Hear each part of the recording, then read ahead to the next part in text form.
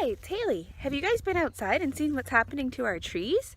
They're starting to get little leaves and buds on them.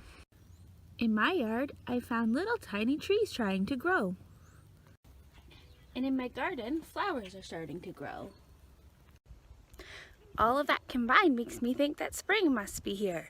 So I thought we could do a fun spring-inspired craft. This is a fairly simple, easy craft. It's just making a tree. It can be made differently depending what supplies you have on hand at home, because I know going out to get new craft supplies isn't easy. And it can be changed a little bit here and there to make it so it's easier for the littler ones or a little more challenging for the older ones. First, you're going to need to get a tree trunk.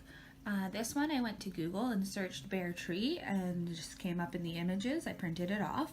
Or you could freehand draw one. I'm sure most of the kids could draw a better tree than I can.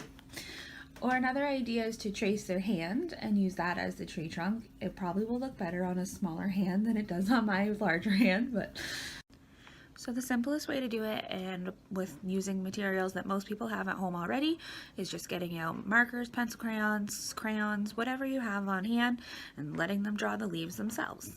You can of course just give them the materials and let them do what they want, or if some of the older ones are looking for more of a challenge, you could try looking up what actual leaves of different types of trees look like and seeing if they can draw those particular leaves, or just have at it and do whatever they please.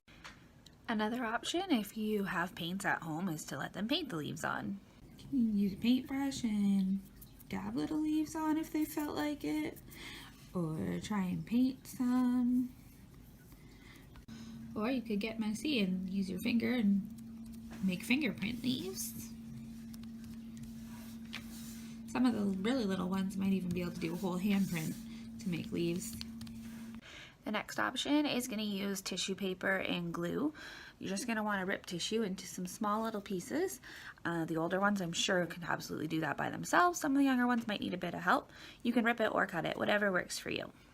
So you're just going to want to put some glue onto the branches. Probably don't need as much as I have on there. My glue kind of exploded. And then you're just simply going to stick the tissue down to make the leaves. You can use these little pieces, little flat ones like this, or you can scrunch them up into little balls and then use those to make more of a 3D look. Maybe your tree has some flowers or apples or birds or whatever you want to put in it as well. You can always add some extra pieces with different colors, mix it up a little. The last way I'm going to show you to do the tree is pretty similar to the tissue paper one, except this time we're going to use construction paper. I'm just going to rip it into little pieces like this. If you were feeling really creative, you could try cutting it into actual leaf shapes. So again, you're just going to want to put glue onto the branches and then start taking your little pieces and stick them in the glue.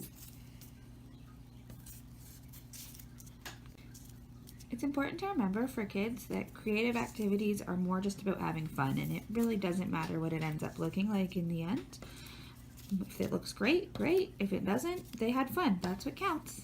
So there we go. We have some different trees done different ways depending what materials you have at home. Can you get creative and think of a different way to make a tree with different art supplies that I haven't thought of yet?